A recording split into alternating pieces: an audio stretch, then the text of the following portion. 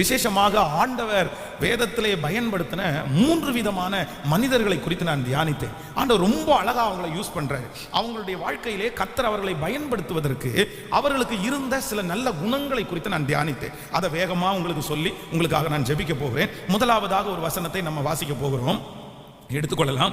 ஆண்டவர் பயன்படுத்தின ஒரு பாத்திரம் யாத்திராகமம் 33ஆம் அதிகாரத்தை எடுத்துக்கொள்ளலாமா?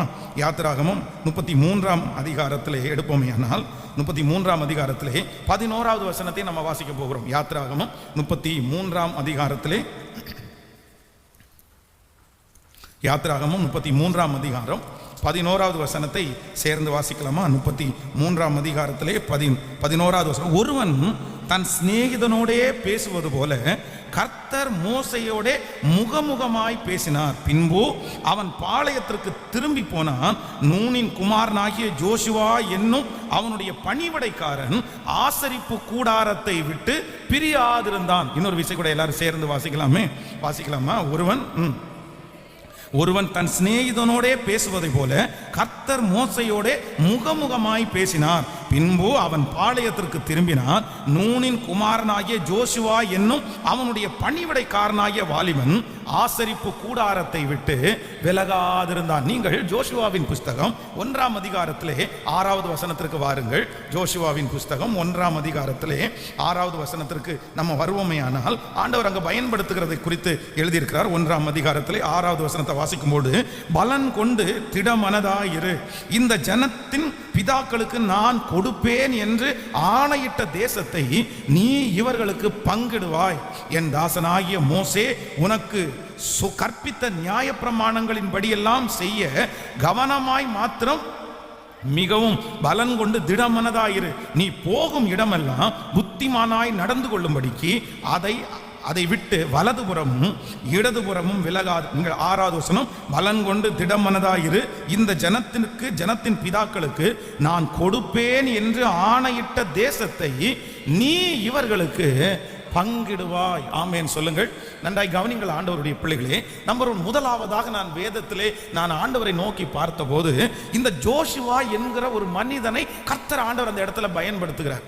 பொதுவாக இஸ்ரவேல் ஜனங்கள் எகிப்து தேசத்திலிருந்து புறப்படும் போது ஆண்டவர் யாரை அபிஷேகம் பண்றாரு அப்படின்னு சொன்னா, நல்ல தலைவனா இருக்கிற மோசேயை ஆண்டவர் அபிஷேகம் பண்றாரு. நீ கூட்டிட்டு போ, இந்த ஜனங்களை கொண்டு போய் கானான் தேசத்துல கொண்டு போய் விடு, அதற்காக நான் உன்னை தெரிந்து கொண்டேன் என்று கர்த்தர் அவனை அழைக்கிறார். அவன் மூலமாய் ஆண்டவர் பெரிய ஊழியங்களை செய்கிறார். கர்த்தர் அவன் மூலமாய் மகிமைப்படுகிறார். கர்த்தர் மோசேயை பயன்படுத்துகிறார். எகிப்து தேசத்திலேயே கர்த்தர் கொண்டு வச்சு பயன்படுத்துகிறார். ஆனா ஜோஷுவா என்கிற ஒரு மனிதனுக்கு அங்க பிக்சர் இல்லை. அவன் அந்த இடத்துல வந்து பயன்பட வேண்டிய அவசியம் இல்லை. ஏன்னா மோசே இருக்கிறார், ஆரோன் இருக்கிறார். அதற்கு இடையிலே இந்த ஒரு மனுஷனை உள்ள கொண்டு வந்து அவன் மூலமாய் கர்த்தர் மகிமைப்படவோ இல்லை பயன்பட வேண்டிய அவசியம் இல்லை. ஆனா நான் நம்புகிறேன், ஜோஷுவா என்கிற ஒரே ஒரு மனிதனுக்காக ஆண்டவர் அங்க இருக்கிற அந்த சூழ்நிலையை மாத்துறாரு பாருங்க.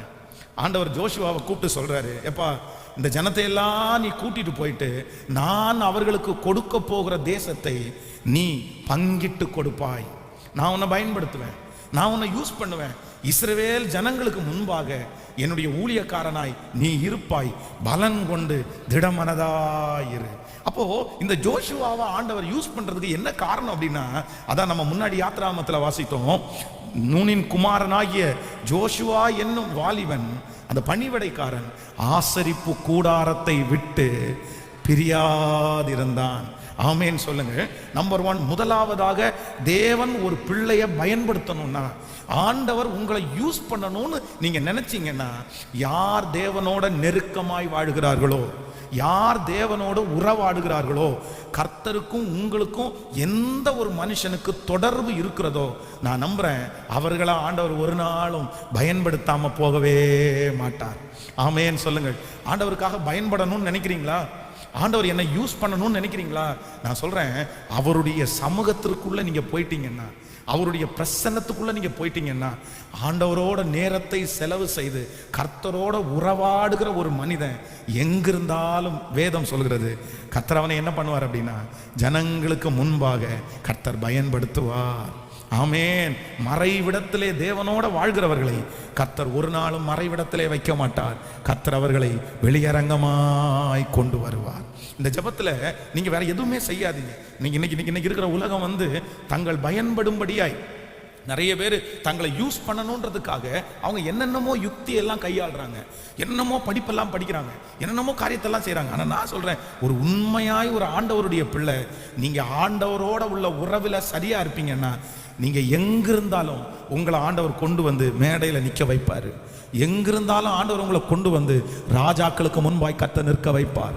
எங்கிருந்தாலும் ஆண்டவர் உங்களை கொண்டு ஆயிரங்களுக்கு முன்பாக கர்த்தர் உங்களை சாட்சியாய் கர்த்தர் நிறுத்துவார். ஓ ஹல்லேலூயா. அந்த இடத்திலே பார்க்கிற உங்களுடைய பிதா நமக்கு வெளியரங்கமாய் பதில் தருகிறவர்.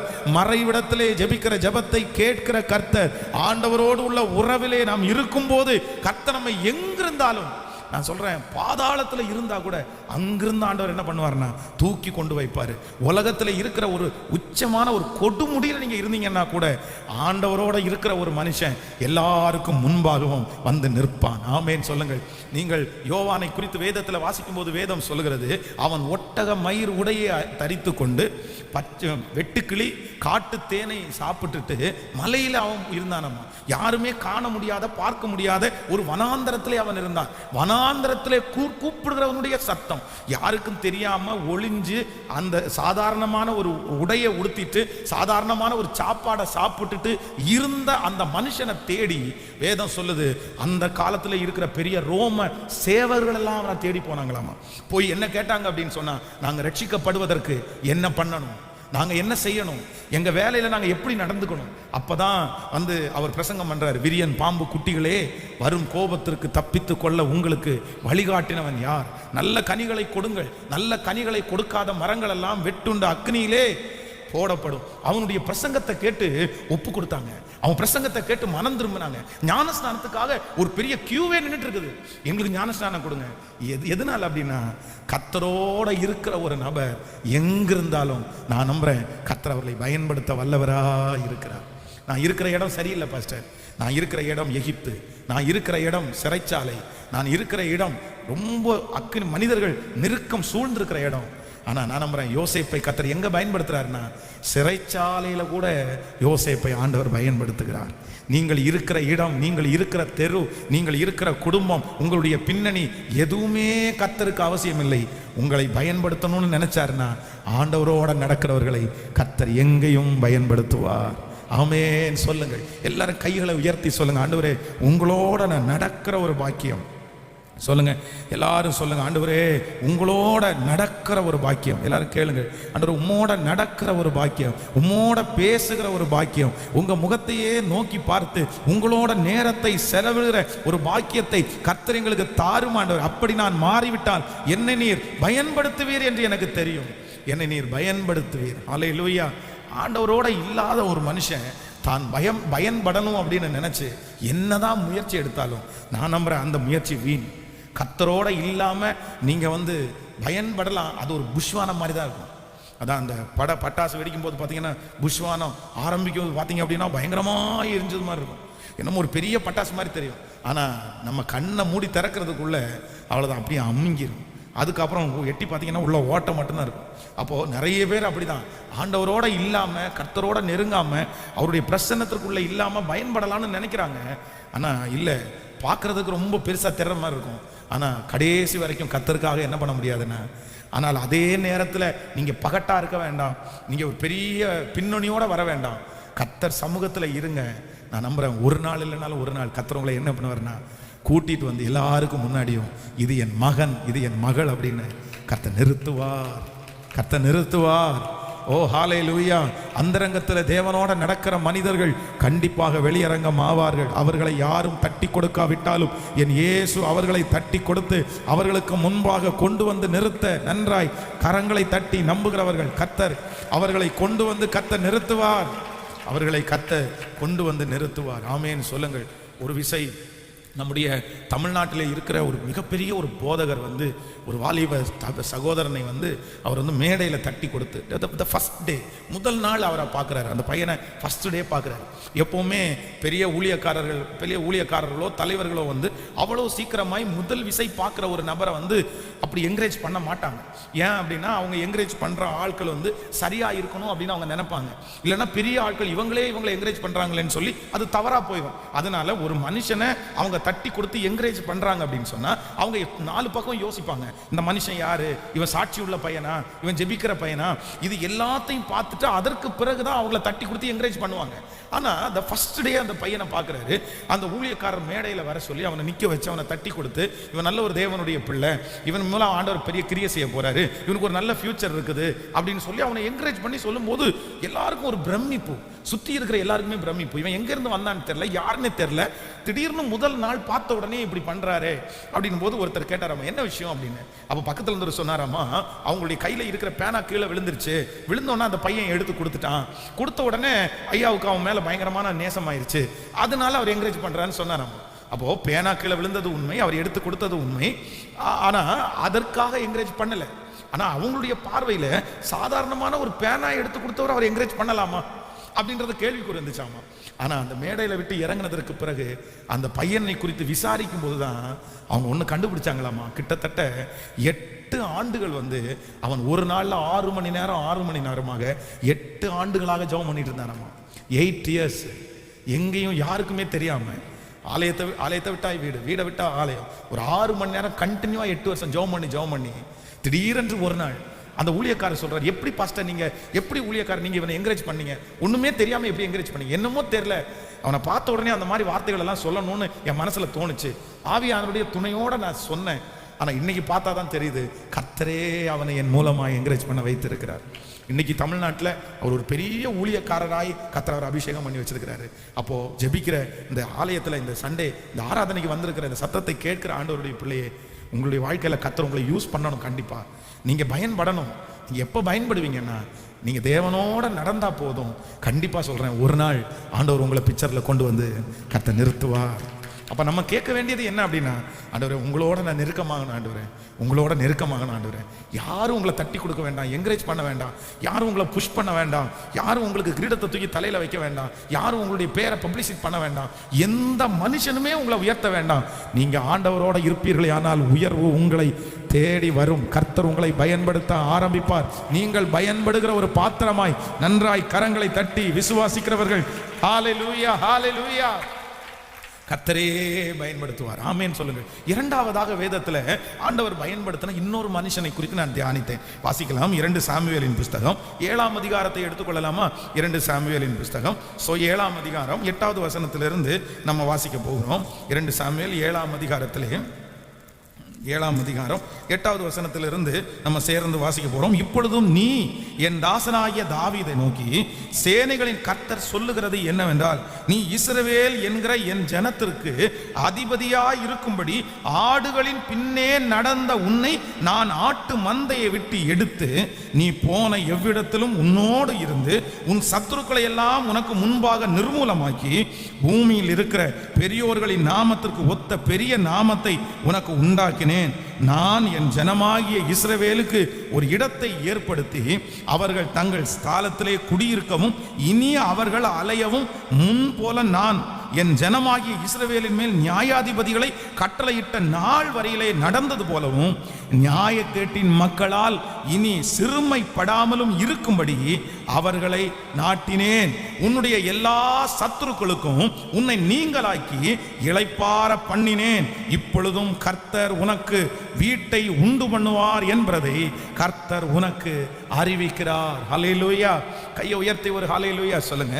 இங்க இரண்டாவது ஒரு மனிதனை குறித்து கர்த்தர் யூஸ் பண்ணன, தேவன் பயன்படுத்தின ஒரு மனுஷன் யார் அப்படின்னா தாவீதை ஆண்டவர் பயன்படுத்துகிறார். அப்போ எப்படிப்பட்ட ஒரு மனுஷனை பயன்படுத்தினாராமா?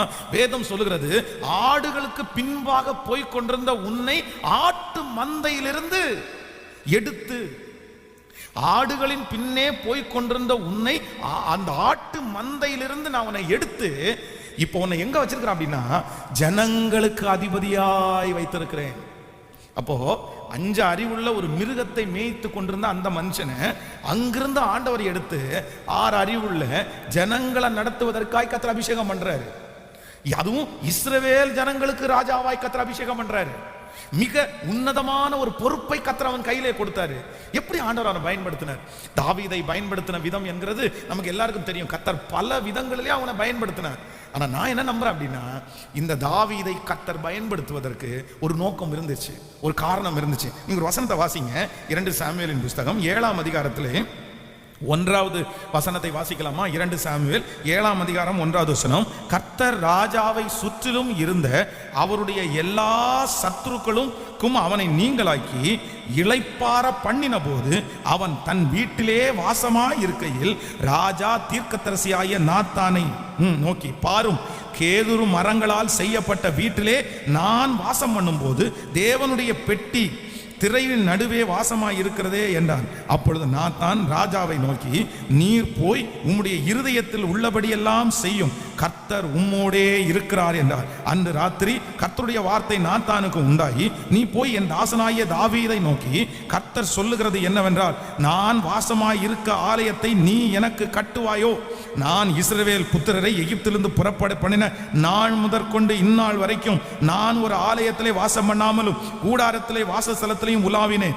நான் இஸ்ரவேலராகிய என் ஜனத்தை மேய்க்கும்படி கட்டளையிட்ட இஸ்ரவேலின் கோத்திரங்களின் ஒரு கோத்திரத்தையாவது நோக்கி, நீங்கள் எனக்கு கேதுரு மரத்தால் செய்யப்பட்ட ஆலயத்தை கட்டாதிருக்கிறது என்ன என்று நான் இஸ்ரவேல் புத்திரருக்குள்ளே உலாவி வந்த எவ்விடத்திலேயாவிலும் யாதொரு வார்த்தையாலும் சொன்னதுண்டோ? இப்போதும் நீ என் தாசனாகிய தாவீதை நோக்கி, சேனைகளின் கர்த்தர் சொல்லுகிறது என்னவென்றால், நீ இஸ்ரவேலின் என்கிற என் ஜனங்களுக்கு அதிபதியாய் இருக்கும்படி ஆடுகளின் பின்னே நடந்த உன்னை நான் ஆட்டு மந்தையை விட்டு எடுத்து நீ போன எவ்விடத்திலும் உன்னோடு இருந்து உன் சத்துருக்களை எல்லாம் உனக்கு முன்பாக நிர்மூலமாக்கி பூமியில் இருக்கிற பெரியோர்களின் நாமத்திற்கு ஒத்த பெரிய நாமத்தை உனக்கு உண்டாக்கினேன். நான் என் ஜனமாகிய இஸ்ரவேலுக்கு ஒரு இடத்தை ஏற்படுத்தி அவர்கள் தங்கள் ஸ்தலத்திலே குடியிருக்கவும் இனி அவர்கள் அலையாமலும் முன்போல் என் ஜனமாகிய இஸ்ரவேல் நியாயாதிபதிகளை கட்டளையிட நாள் வரைக்கும் நடந்தது போலும் நியாயக்கேட்டின் மக்களால் இனி சிறுமைப்படுத்தாமலும் இருக்கும்படி அவர்களை நாட்டினேன். ஆமென் சொல்லுங்க. இந்த இடத்தில் நீங்கள் வாசிக்கும் போது வேதம் சொல்லுகிறது, அவர் ராஜாவா இருக்கிறார். இப்பொழுது சுத்தி இருக்கிற எல்லா சத்துருக்களுக்கும் கர்த்தர் அவனை நீங்களாக்கி ஆண்டவர் அவனை இளைப்பார பண்ணுகிறார். நீங்கள் கவனிங்க, எல்லாரும் என்ன கவனிங்க. இந்த தாவீது அப்படின்னு சொன்னாலே யுத்தம் அப்படின்னு தான் அர்த்தம். இந்த தாவீது தன்னுடைய ராஜ்ய பாரத்தை அதிகமாய் கட்டினது என்ன அப்படின்னா, அவருடைய சிறு வயதிலிருந்தே அதிகமான யுத்தத்தை அவர் பார்த்தார். அவர் ரொம்ப ஆக்டிவா இருந்தார். எப்ப பார்த்தாலும் அவருக்கு ஒரு பெரிய ரெஸ்ட் எல்லாம் கிடைக்கல. ஆண்டவருடைய சேவையை அவர் செய்து கொண்டே இருந்தார். ஆனா இப்போ இந்த யுத்தங்கள் எல்லாம் முடிஞ்சு ஆண்டவர் அவரை சுகமாய் இருக்க பண்ணுகிற ஒரு காலம் இருக்குது. ஒரு நல்ல ரெஸ்ட் எடுக்க வேண்டிய ஒரு சூழ்நிலைக்கு அவர் வந்துட்டார். எல்லாத்துக்கும் ஆள் ரெடி பண்ணிட்டாரு. எல்லாம் ஆள் ரெடி ஆயிட்டாங்க. இப்போ சுத்தி இருக்கிற மோஸ்ட்லி எல்லா நாடுகளையும் அவர் ஜெயித்து விட்டார். இப்போ இவர் இளைப்பாற பண்றாரு, இளைப்பாறிட்டு இருக்காரு. அவருக்கு கேதுரு மரங்களான வீட்டுல அவர் ரெஸ்ட் எடுக்கிறாரு. ஆனா அந்த இடத்துல அவனுக்கு ஒரு யோசனை வருது, நான் கேதுரு மரங்களால் கட்டப்பட்ட வீட்டுல குடியிருக்கிறேன், ஆனா என்னுடைய ஆண்டவருடைய உடன்படிக்கை பெட்டி மட்டும் திரைச்சீலைக்குள்ள இருக்கலாமா? இருக்கிறதுக்கு நான் அனுமதிப்பேனா? இல்ல, நான் சர்வ வல்லவருக்காக ஒரு ஆலயத்தை கட்டணும், ஒரு பெரிய ஆலயத்தை கட்டி அதுல தான் நான் இதை கொண்டு போய் வைக்கணும்னு தனக்கு ரெஸ்ட் எடுக்கிற அந்த காலத்துல கூட ஆண்டவருக்காக எதையாவது செய்யணுன்ற ஒரு பெரிய வாஞ்சை அவனுக்குள்ள இருந்துருச்சு. ஆமென் சொல்லுங்க. நம்பர் 1, முதலாவதாக ஆண்டவர் உங்களை யூஸ் பண்ணணும் அப்படின்னா நீங்க அவரோட ஐக்கியமாய் அவரோட நெருக்கமா இருப்பீங்கன்னா நீங்க எங்க இருந்தாலும் ஆண்டவர் உங்களை பயன்படுத்துவார். சத்தமாய் ஆமென் சொல்லுங்க. நம்பர் 2, ரெண்டாவது, உங்களுக்கு ஆண்டவர் என்னை பயன்படுத்தணுன்ற ஒரு வாஞ்ச உங்களுக்குள்ள இருக்குமே ஆனால் நான் நம்புறேன், நீங்க விசுவாசிங்க, நீங்க எங்கிருந்தாலும் ஆண்டவர் உங்களை என்ன பண்ணுவாருன்னா கர்த்தர் பயன்படுத்தாம விடவே மாட்டார். ஆண்டவர் உங்களை பயன்படுத்துறதற்கு உங்களுக்குள்ள கர்த்தர் என்ன எதிர்பார்க்கிறாருன்னா கர்த்தர் வாஞ்சையை எதிர்பார்க்கிறார். எத்தனை பேர் ஆமோதிக்கிறீர்கள்? ஒரு நாள் எங்களுடைய ஆவிக்குரிய தகப்பனார் எங்க பாஸ்டர் சர்ச்சில் பிரசங்கம் பண்ணிட்டு இருக்கிறாரு. ஆண்டவருக்காக எதையாவது செய்யணும், ஊழியம் செய்யணும் அப்படின்னு ஊழியத்தை குறித்து அவர் பேசி கொண்டிருக்கிறார். அப்பொழுது நாங்கள் ஒரு 6th ஸ்டாண்டர்ட் படிப்பேன்னு வைங்களேன், 6ஆம் வகுப்பு படிக்கிறேன். எனக்கு நல்ல ஞாபகம் இருக்குது. நானும் என்னுடைய நண்பனும் ஒரு தீர்மானம் எடுக்கிறோம், டேய் ஆண்டவருக்காக ஏதாவது செய்யணும்டா, நம்ம ஒரு பெரிய ஊழியம் செய்யணும்டா அப்படின்னு சொல்லி 2 பேர் தீர்மானம் எடுத்து, அது ஒரு கிறிஸ்மஸ் டைம். இந்த கிறிஸ்மஸ் டைம் பார்த்தீங்கன்னா எங்கள் ஊரில் இந்த கேரல் கிரவுண்ட்ஸுக்கு அப்போல்லாம் ரொம்ப இம்பார்ட்டன்ட் கொடுப்பாங்க, ரொம்ப முக்கியத்துவம் கொடுப்பாங்க. அந்த அந்த சைடு பார்த்தீங்கன்னா நிறைய குடிலெல்லாம் கட்டுவாங்க. அந்த கிறிஸ்மஸ் டைம் வந்து நீங்கள் சவுத் அந்த பக்கம் ஏரியாவுக்கு போயிட்டீங்க அப்படின்னா எல்லா வீடுகளிலையும் வந்து ஸ்டார் லைட்டு, அந்த சீரியல் லைட்டெல்லாம் ரொம்ப பிரம்மாண்டமாக இருக்கும். நீங்கள் வந்து ஏதாவது வாய்ப்பு கிடைச்சா ஒரு டைம் கிறிஸ்மஸ் டைமில் டிசம்பர் 15ஆம் தேதிக்கு மேலே வந்து கன்னியாகுமரி டிஸ்ட்ரிக்ட் நீங்கள் போங்க, போயிட்டு ஒரு ரவுண்டு அப்படியே விட்டுட்டு வாங்க. ரொம்ப அழகாக இருக்கும். வீட்டில் வந்து அந்த கிறிஸ்மஸ் அவங்க கொண்டாடுறது பார்த்தீங்கன்னா அவ்வளோ சிறப்பாக இருக்கும். அப்போது அந்த நாட்களில் நானும் என் நண்பனும் சேர்ந்து இந்த ரப்பர் மரம் இருக்குது பாருங்களேன், அந்த ரப்பர் மரத்தில் ஒரு சின்ன தொட்டி ஒன்று வச்சுருப்பாங்க, தேங்காய் தொட்டி ஒன்று வச்சுருப்பாங்க. அப்போ அந்த தேங்காய் தொட்டியில் பார்த்தீங்கன்னா அவங்க அந்த அந்த ரப்பர் ஷீட்டில் உள்ள அந்த பாலெல்லாம் எடுத்ததுக்கு அப்புறம் திரும்ப சொட்டுனதெல்லாம் அதில் இருக்கும் பாருங்களேன். அதை நம்ம எடுத்தோம்னா ஒரு கண்ணாடி மாதிரி அது வரும். அப்போ வந்து இந்த பெயிண்ட் டப்பா இருக்குது பாருங்களேன், இந்த பெயிண்ட் டப்பாவை வாங்கி 2 பக்கம் 2 ஓட்டை போட்டு கயிறை கட்டி அந்த ரப்பர் ஷீட்டினுடைய அந்த அந்த லேயர் அதை எடுத்து ரொம்ப டைட்டாக வச்சு சுற்றி கட்டிட்டோன்னு வைங்களேன், அப்படியே ட்ரம்ஸ் மாதிரியே இருக்கும் பாருங்க. ஏன்னா அன்னைக்கெல்லாம் காசு கொடுத்து கடையில் போய் அந்த டோலாக்கெல்லாம் எங்களால் வாங்க முடியாது, இருக்கிறதுக்கு அப்போ அதுதான் நமக்கு இன்ஸ்ட்ருமெண்ட்டு. அப்போது அவ்வளோ நேர்த்தியாக அந்த இன்ஸ்ட்ருமெண்ட்டை செஞ்சு கயிறில் கழுத்தில் கட்டிட்டு ஒரு 6-7 பேர் போவோம், வீடு வீடாக போயிட்டு அங்கே போய் ஒரு பாட்டை பாடி பைபிள் ஒன்று வாசித்து ஒரு ஜோம் பண்ணி திரும்பி வருவோம். அப்போ தான் ஒரு நாள் வந்து அந்த மாதிரி பாடிட்டே இருக்கும்போது ஒரு பையன் வந்து, என்ன நீங்கள் இப்படி பண்ணுறீங்களா, இப்போ பாரு நான் உங்களுக்கு பண்ணுறேன் அப்படின்னு சொல்லிட்டு வீட்டில் போய் ஒரு சூடத்தை கையில் ஏற்றிட்டு வந்துட்டு எங்களுக்கு முன்னாடி இப்படி பண்ணுறேன் பாரு அப்படின்னு சொல்லிட்டு பண்ணுனா அடுத்த நாள் கை உடஞ்சி கட்டு போட்டு வந்தான். ஆமாம், ஆண்டவர் பயங்கரமாக செய்வார். ரொம்ப ஆச்சரியமாக இருக்கும். ஐயோ, ஆண்டவர் வந்து அதுலலாம் ரொம்ப நல்லவர். அவன் இப்படி கையை காமிச்சு எங்களை ரொம்ப கிண்டல் பண்ணி ரொம்ப கேவலமாக பண்ணிட்டான். அப்போ நாங்கள் 2 பேரும், என்னடா இவன் இவ்வளோ கேவலம் பண்ணிட்டானே, நம்ம 2 பேரும் உடனே 2 பேரும் சொல்ல கர்த்தர் பார்த்துக்கு வர்றா அப்படின்னு பார்த்தா அடுத்த நாள் அவன் சைக்கிள் ஓட்டும் போது விழுந்து கையை உடஞ்சி எந்த கைனாலே எங்களுக்கு சூடத்தை எடுத்து காமிச்சானோ அதே கையை தொங்க போட்டு வந்தான். 15 நாள் கட்டு போட்டு வந்தான். அப்போ எல்லாரும் சொல்லிட்டாங்க, அந்த பசங்களுக்கு விரதமாக பண்ணிட்டான் பாருங்க, ஏசப்பா எப்படி தண்டிக்கிறார் அப்படின்னு. அவனே வந்து சொன்னான், அவன் பேர் ரஜினி, அவனே வந்து சொன்னான் என்கிட்ட, உங்களுக்கு சாமி என்ன தண்டிச்சிட்டா அப்படின்னு. அப்போது அந்த நாளில் பார்த்தீங்கன்னா வீடு வீடாக போய் பாடி பாடி பாடி பாடி அந்த ஜெபம் பண்ணிட்டு வருவோம். ஆனால் இன்னைக்கு நினைக்கிறேன், ஊழியத்திலே எங்கள் தகப்பனார் ஊழியக்காரர் இல்லை, எங்கள் பின்னணியில் யாருமே ஊழியக்காரங்க இல்லை. ஊழியத்துக்கு வரணும்னு நானும் ரொம்ப விருப்பப்படலை, அதற்கு தகுதி உள்ளவன் என்று நான் நினைக்கல. ஆனால் இன்னைக்கு ஆண்டவர் ஊழியக்காரனா நிப்பாட்டினதற்கு நான் என்ன நம்புறேன் அப்படின்னா, அன்னைக்கு கர்த்தருக்காக எதையாவது செய்யணும்னு மனசில் நினைச்ச அந்த வாஞ்சையை ஆண்டவர் இன்றைக்கு அப்படியே நிறைவேற்றி இருக்கிறார். ஒரு மனிதனுக்குள்ளே இருக்கிற வாஞ்சையை யார் தள்ளினாலும் கர்த்தர் ஒரு நாள் அதை அசால்ட்டா எடுக்க மாட்டார், அதை தள்ள மாட்டார். ஹல்லேலூயா. உங்களுடைய மனதிலே இருக்கிற வாஞ்சைகளை நிறைவேற்றுகிற கர்த்தர், ஆண்டவருக்காக எதையாவது செய்யணும்ன்ற வாஞ்சை மட்டும் உங்களுக்கு இருக்குமையானால் உங்களுக்கு வழிகளை கர்த்தரே திறப்பார், ஆண்டவரே திறப்பார். வாஞ்சை உள்ள ஒரு மனுஷனுக்கு வழிகள் அழகாய் திறக்கப்படும். ஆமேன் சொல்லுங்கள். அப்போ நீங்க கர்த்தர் உங்களை யூஸ் பண்ணணுமா, ஆண்டவரே என்னை யூஸ் பண்ணுங்க, ஆண்டவரே ஆண்டவரே என்னை யூஸ் பண்ணுங்க, ஆண்டவரே வேற ஒண்ணுமே வேண்டாம், வாஞ்சை மட்டும் உங்களுக்கு இருக்குமே. ஆனால் நான் நம்புறேன் ஆண்டவர் உங்களை அப்படியே தூக்கிட்டு போயிடுவேன் ஆண்டவர். ஆமே, பக்கத்தில் இருக்கிற கையை பிடிச்சி சொல்லுங்க, வாஞ்சை வேணும்னு சொல்லுங்க. உங்களுக்கு வழிகள் திறக்கும், உங்களுக்கு பாதைகள் உங்களுக்காக திறக்கப்படும், உங்களுக்காக சீட்டு ஆயத்தமாக்கப்படும், உங்களுக்காக பொறுப்புகள் கொடுக்கப்படும், உங்களுக்கு ஊழியம் கொடுக்கப்படும். ஆமேன். ஆண்டவருக்காக எதையாவது செய்யணும்னு நமக்கு என்ன வேணும், சத்தமா சொல்லுங்க எல்லாருமே. எத்தனை பேர் நம்புறீங்க ஆண்டவரை யூஸ் பண்ணணும்னு நினைக்கிறீங்களா இல்லையா? நான் ஆண்டவரை நிறைய யூஸ் பண்ணுங்க, ஆண்டவரை என்ன யூஸ் பண்ணுங்க. கர்த்தருடைய கரத்துல பயன்படுவது எவ்வளவு பெரிய ஆசீர்வாதம் இல்லை? உண்மைதானே?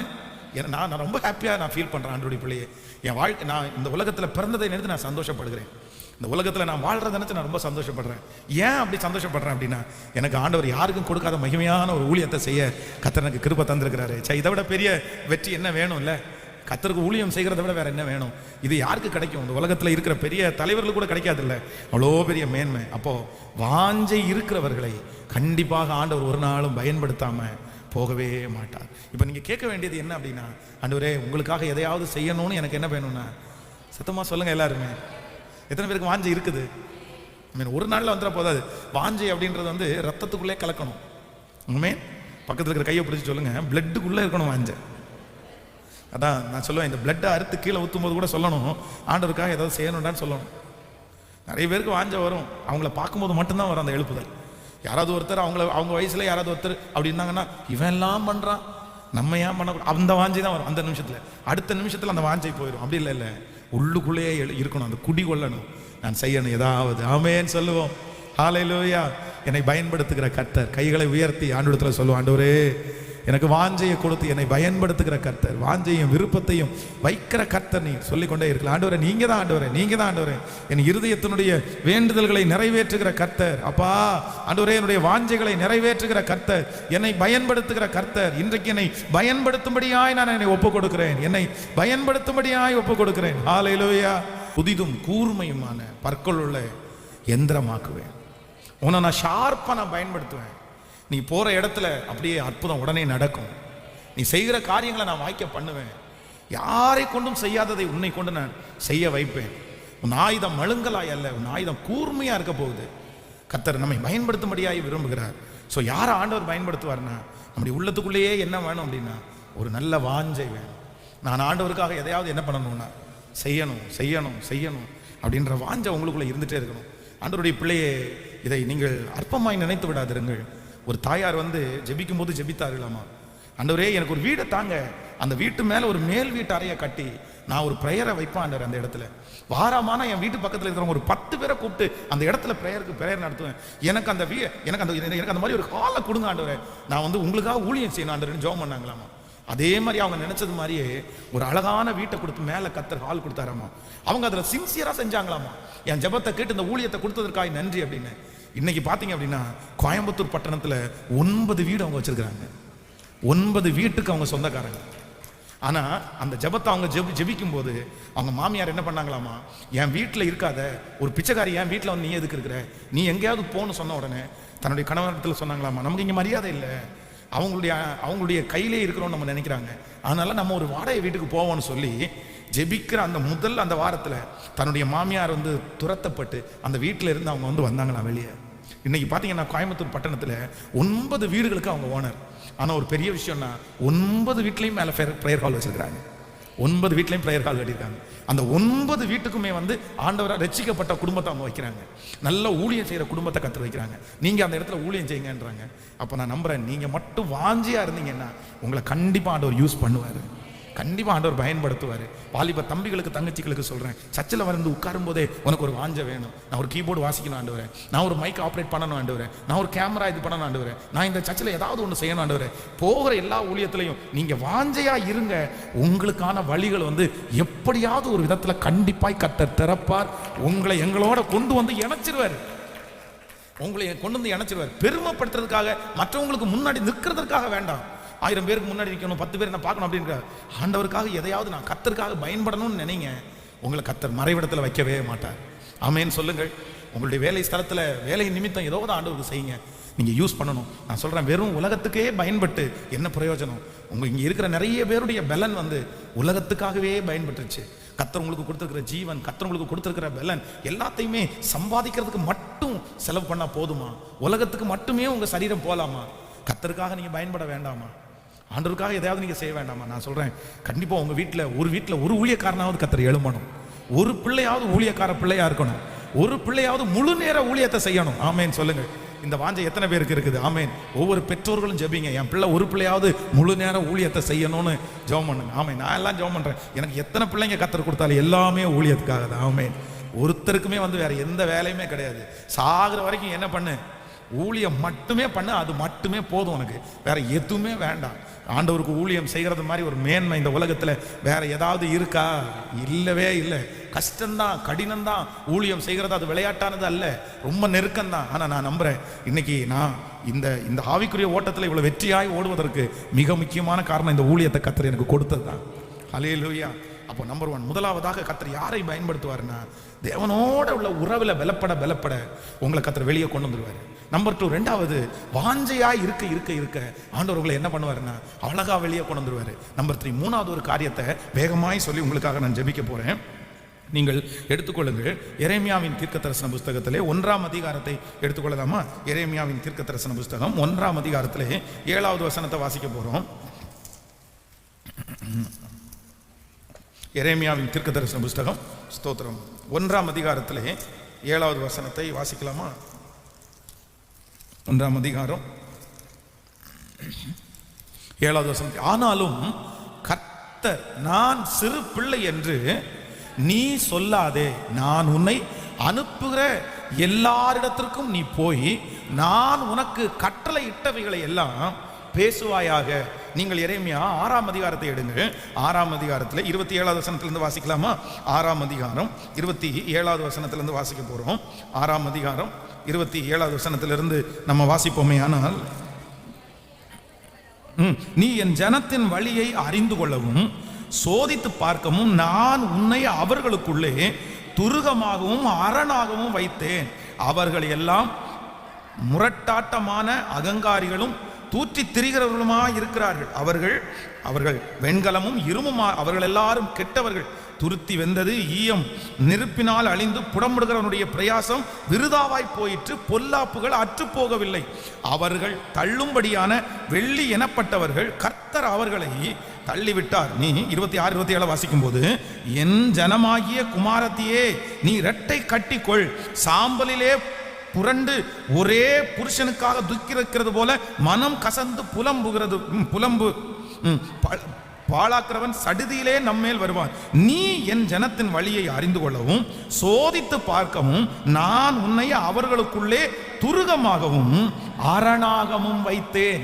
நீங்கள் இன்னொரு வசனம் கூட வாசிக்கலாம். எரேமியா 51க்கு வாங்க. எரேமியா 51ஆம் அதிகாரத்தில் 51ஆம் அதிகாரம் 20வது வசனத்தை வாசிக்கலாமா?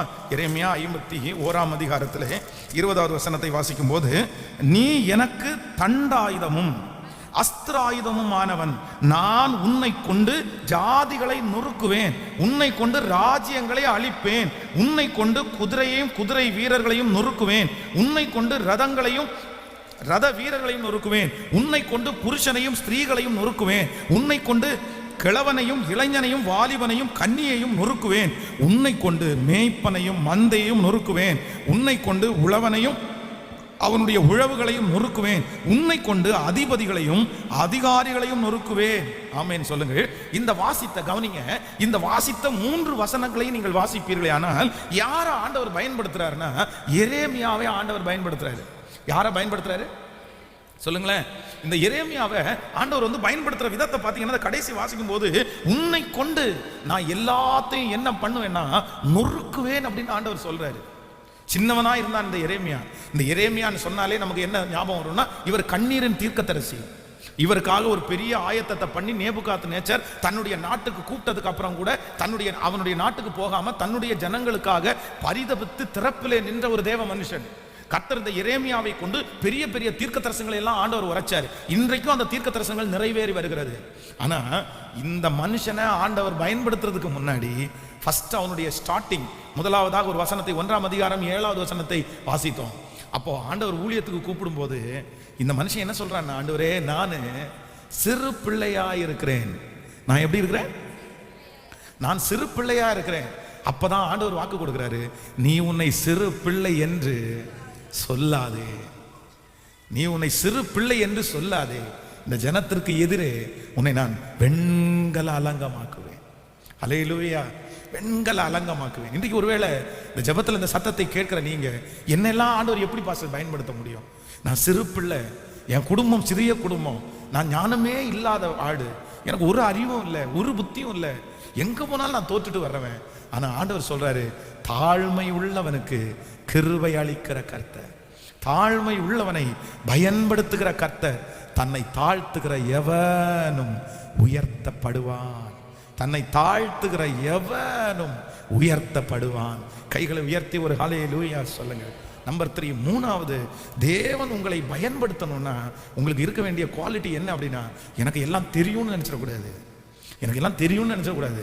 எனக்கு அந்த ஊழியத்தை கொடுங்க நான் பண்றேன், இந்த ஊழியத்தை கொடுங்க பண்றேன், இவன்கிட்ட அனுப்புங்க நான் பண்றேன், அவன்கிட்ட அனுப்புங்க நான் பண்றேன் அப்படின்னு சொல்லக்கூடாது. ஆண்டவரே, இந்த ஊழியத்தை செய்வதற்கு எனக்கு எவ்விதத்திலும் என்ன இல்லை அப்படின்னா, எனக்கு தகுதியே இல்லை, எனக்கு தகுதியே இல்லைன்னு உங்களை தாழ்த்திட்டே இருங்க. ஆண்டவருடைய ஊழியத்தை செய்யறதற்கு பெருமை உள்ளவங்க தேவையில்லை. யாரு தான் தேவைன்னா, தாழ்மை உள்ளவனை. ஆமென் சொல்லுங்க. தாழ்த்த தாழ்த்த தாழ்த்த ஆண்டவர் என்ன பண்ண ஆரம்பிச்சுவாருன்னா, உங்களை யூஸ் பண்ண ஆரம்பிச்சுவார். கர்த்தர் உங்களை பயன்படுத்த ஆரம்பிச்சுவார். உங்களை நீங்க எவ்வளவு தூரம் உங்களை தாழ்த்துறீங்களோ அவ்வளவு தூரம் ஆண்டவர் உங்களை என்ன பண்ணுவார்னா கிருபையாய் பயன்படுத்துவார். ஆமென் சொல்லுங்க. எத்தனை பேர் இன்னைக்கு ஒப்பு கொடுக்குறீங்க? ஆண்டவரை பார்த்து சொல்ல போறோம், ஆண்டவரே, நீர் என்னை பயன்படுத்தும், நான் உன்னை புதிதான ஒரு கூர்மையான எந்திரமாய் உன்னை நான் மாற்றுவேன், பற்களுள்ள எந்திரமாய் நான் உன்னை மாற்றுவேன், நீ மலைகளை மிதித்து குன்றுகளை பதருக்கு ஒப்பிடுவாய். நீ மலைகளை மிதித்து குன்றுகளை பதருக்கு ஒப்பிடுவாய். லார்ட் இயேசுவே, என்னை யூஸ் பண்ணுங்க இயேசுவே, என்னை பயன்படுத்துங்க இயேசுவே. இயேசுப்பா, என்னை பயன்படுத்துங்க, என் குடும்பத்தை பயன்படுத்துங்க, என் பிள்ளையை பயன்படுத்துங்க, என் கணவனாரை பயன்படுத்துங்க, என் மனைவியை பயன்படுத்துங்க. நாங்கள் ஒவ்வொருவரும் ஒவ்வொரு இடத்துல கர்த்தருக்காக பயன்படுறவங்களா மாறணும் ஆண்டவரே. நாங்கள் இருக்கிற இடங்களில் எல்லாம் எல்லாருமே இயேசுவுக்காக நாங்கள் பயன்படணும் ஆண்டவரே. ஆமென் சொல்லுங்க. உங்கள் பிள்ளைங்க எந்த ஊரில் இருந்தாலும் அவன் இருக்கிற ஊரில் அங்கே பயன்படணும். அங்கே இருக்கிற சர்ச்சில் அந்த பிள்ளைய பேரை கேட்டால் அவங்க சொல்லணும். உங்கள் பொண்ணு வெளியூரில் இருக்குதா, அந்த அந்த உங்கள் பொண்ணு போகிற திருச்சபையில் உங்கள் பொண்ணுடைய பேரை கேட்டால் எல்லாருமே சொல்லணும். அந்த மாதிரி ஒரு அபிஷேகத்தை கர்த்தரிடத்தில் கேளுங்க. நீங்கள் எந்த ஊருக்கு எங்கே போனாலும் அங்கே நீங்கள் பயன்படுகிற ஒரு பாத்திரமாய் தான் கர்த்தர் உங்களை மாற்ற வேண்டும். ஹல்லேலூயா. எத்தனை பேர் ஜெபிக்க போறீங்க? எத்தனை பேர் ஜெபிக்க போறீங்க? ஆமேன். அதான் 10 காசுக்கு பண்ணப்படுற ஒரு யூஸ் அண்ட் த்ரோ டம்ளரே அவர் அதை உருவாக்குறவன் அதை பயன்படுத்துவானே. ஆனால் ஆண்டவர் உங்களை பயன்படுத்தாமல் இருப்பாரா? ஆண்டவர் உங்களை உருவாக்குறதுக்கு நோக்கம் இல்லாமல் இருக்குமா? கண்டிப்பாக சொல்கிறேன், கர்த்தர் காரணம் இல்லாமல் உங்களை உருவாக்கி இருக்கவே மாட்டார். என்னை யூஸ் பண்ணுங்க ஆண்டவரே, என்னை பயன்படுத்தும். நான் உங்களுக்காக என்ன செய்ய ஆரம்பிப்பேன் அப்படின்னா, நான் உங்களுக்கு பயன்படுறதுக்கு நான் விருப்பப்படுறேன். உமக்காக ஆலயம் கட்டுறதுக்கு நான் விருப்பப்படுறேன் ஆண்டவரே. ஆண்டவரே, உமக்காக நான் சாட்சியா நிற்கிறதுக்கு விருப்பப்படுறேன். கர்த்தர் அவன் மன விருப்பத்தை அப்படியே நிறைவேற்றினார். கைகளை எல்லாரும் உயர்த்தி சத்தமாய் ஆண்டவரிடத்துல சொல்லுங்க, தி லார்ட், இயேசுவே என்னை யூஸ் பண்ணுங்க இயேசுவே. உங்க கரத்துல எடுங்க இயேசுவே. உங்களுடைய கரத்துக்குள்ளே என்னை மனைந்து கொள்ளுங்க இயேசுவே. சத்தத்தை உயர்த்தி எல்லாரும் ஜெபிங்க. ஆண்டவரே, என்னை பயன்படுத்துகிறவர் நீர்தானே, என்னை பயன்படுத்துகிறவர் நீர்தானே. முழு பலத்தோட சொல்லுங்க, ஆண்டவரே என்னை பயன்படுத்துகிறவர் நீர்தானே அப்பா. எல்லாரும் கேளுங்க, எல்லாரும் என்னை யூஸ் பண்ணுங்கப்பான்னு கேளுங்க. ஆண்டவரே, நான் பயன்படணும். நான் ஒரு பயன்படுகிற பாத்திரமா, நான் ஏனோ பிறந்து எப்படியோ வளர்ந்து நான் போயிடக்கூடாது ஆண்டவரே. ஆண்டவரே, என்னுடைய நித்திய இளைப்பாறுதலுக்கு நான் போகும்போது வெறுங்கையாய் நான் போயிடக்கூடாது ஆண்டவரே.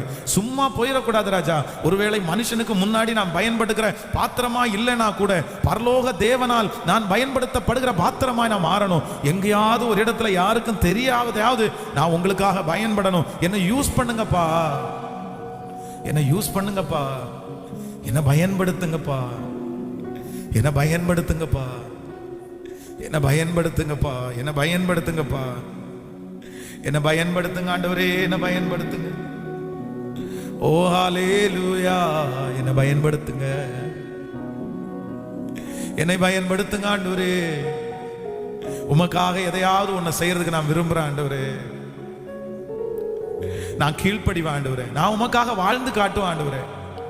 என்ன நீங்க நம்புனீங்கன்னா போதும் ஆண்டவரே. முட்செடியில இருந்த ஜோஷுவாவை, அதோட மோசைய நீங்க நினைச்சீங்களே, என்ன நினைக்க மாட்டீங்களாப்பா? நான் உங்களுக்காக பயன்பட விரும்புறேன். ஓ, என்ன நான் செய்ய வேண்டும் சொல்லுங்கப்பா. நான் கீழ்ப்படிவே, இன்றே செயல்படுவே. நான் கீழ்ப்படிவே, இன்றே செயல்படுவே.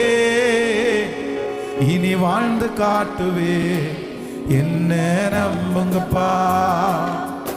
இனி வாழ்ந்து காட்டுவே, என்ன கரங்களை மேல தட்டி என்ன நம்புங்கப்பா, என்ன நம்புங்கப்பா சொல்லுவோம். என்ன நம்புங்கப்பா, என்ன உங்க சத்தம் அப்படியே உயரட்டும். என்ன நம்புங்கப்பா, என்ன நம்புங்கப்பா. முச்செடியில் பக்தன் மோசேக்கு தரிசனம் தரவில்லையா? பள்ளத்தாக்கில் வீரன் ஜோஷுவாவுக்கு சூரியன் நிற்கவில்லையா? முச்செடியில் பக்தன் மோசேக்கு தரிசனம் தரவில்லையா? பள்ளத்தாக்கில் வீரன் ஜோஷுவாவுக்கு சூரியன் நிற்கவில்லையா? காத்திருக்கும் உம்மடியாருக்கு பதில் ஒன்றுமே இல்லையா? காத்திருக்கும் உம்மடியாருக்கு பதில் ஒன்றுமே இல்லையா? என்ன நம்புங்கப்பா, எங்களை நம்புங்கப்பா. சத்தமா ஹல்லேலூயா ஸ்தோத்திரம். என்ன நம்புங்கப்பா, எங்களை நம்புங்கப்பா. என்ன நம்புங்கப்பா, எங்களை நம்புங்கப்பா. ஆமென். நீங்க என்ன ஆண்டவருக்காக செய்ய போறீங்க? நீங்க என்ன ஆண்டவருக்காக செய்ய போறீங்க? ஏதாவது பர்சனலா நான் சொல்றேன், பணத்தை நீங்கள் கொடுப்பீர்களே, ஆனால் அந்த பணம் ஆண்டவர் உங்களுக்கு தந்தது தானே. உங்களுடைய சொத்தை ஆண்டவருக்கு கொடுப்பீங்கன்னா அந்த சொத்து ஆண்டவர் உங்களுக்கு கொடுத்தது தானே. நான் பணத்தையோ சொத்தையோ உங்களுக்கு கொடுக்க சொல்லல. பர்சனலா ஒருத்தரையாவது பார்த்து, இயேசு ரொம்ப நல்லவர்ப்பா, இயேசு ரொம்ப நல்லவர், ஒரு நாள் சர்ச்சுக்கு வரலாமே, ஒரு நாள் ஆண்டவரை ஏத்துக்க, ஒரு நாள் ஒரு வசனத்தை வாசிங்க, இயேசு மாதிரி நல்லவர் யாருமே இல்லப்பா. என்னைக்காவது ஒரு நாள் உங்களுக்கு நான் சொல்றேன், இப்படியே வாழ்ந்து நீங்க மறிக்கலாம்னு நினைக்கிறீங்களா? இப்படியே இறந்து போலான்னு நினைக்கிறீங்களா? ஆண்டவருக்கு ஒண்ணுமே செய்யாம உங்க குடும்பத்துக்காகவே பாடுபட்டு, உங்களுக்காகவே பாடுபட்டு, நீங்களே சம்பாரிச்சு, நீங்களே சாப்பிட்டு, நீங்களே சந்தோஷமா இருந்து அப்படியே உங்க வாழ்நாளை கழிக்கலாம்னு நீங்க நினைக்கிறீங்களா? எதுவுமே செய்ய முடியாது ஆண்டவருக்காக. நான் நம்புறேன், உண்மையிலே ஆண்டவருடைய பிள்ளைகள் ஏதாவது ஒண்ணு செய்யுங்க, ஏதாவது ஒண்ணு செய்யுங்க. ஆண்டவர் தான் எதிர்பார்க்கிறார். உண்மையிலே ஆண்டவருடைய பிள்ளைகளாய் கிறிஸ்தவர்களாய் இருக்கிற நம்ம மட்டும் இன்னைக்கு இந்த உலகமெல்லாம் போய் ஆண்டவரை பற்றி ஒருத்தருக்கு சொன்னா போதும், நம்முடைய சர்ச்சில் இடமே பத்தாதுங்க, இடமே பத்தாது. இந்த வருஷத்துல 6 மாதத்தை தாண்டினீங்களே, 6 மாதம் ஆண்டவர் இவ்வளவு கோவிட் இத்தனை பிரச்சனை வந்து உங்களை பாதுகாத்தாரு. யாராவது ஒருத்தர் இந்த 6 மாதத்துல ஒரு குடும்பத்தையாவது ஆண்டவருக்குள்ள வழி நடத்திருக்கீங்களா? ஏதாவது செய்யுங்க, ஏதாவது செய்யுங்க. அந்த நன்றி உங்களுக்கு இருக்குமே, ஆனால் ஏதாவது செய்யுங்க. ஆண்டவரே, உமக்காக நான் எதையாவது நான் செய்ய ஆசைப்படுகிறேன். ஹல்லேலூயா. என்ன நம்புங்க ஆண்டவரே, என்ன நம்புங்க ஆண்டவரே, நான் ஏதாவது பண்ணுவேன். வேண்டாம், சும்மா உங்க வேலையே நீங்க பார்த்துட்டு இருக்காம கர்த்தருக்காக, ஆண்டவரே லார்ட் என்னை யூஸ் பண்ணுங்க, என்னை யூஸ் பண்ணு. எல்லாரும் என்ன பண்ணணும், உங்க வாழ்க்கையை தூக்கி அவர் கரத்தில் கொடுக்க போறீங்க. அவர் கை பெரிய கை, அந்த கையில போய் விழுந்துருங்க, அந்த கையில போய் உட்காந்துருங்க. என்னை எப்படி வேணாலும் பயன்படுத்துங்க. I am ready. நான் உமக்காக பாடுபடுறதுக்கு ஆயத்தம். நான் உங்களுக்காக அவமானத்தை சந்திக்கிறதுக்கு நான் ஆயத்தம்.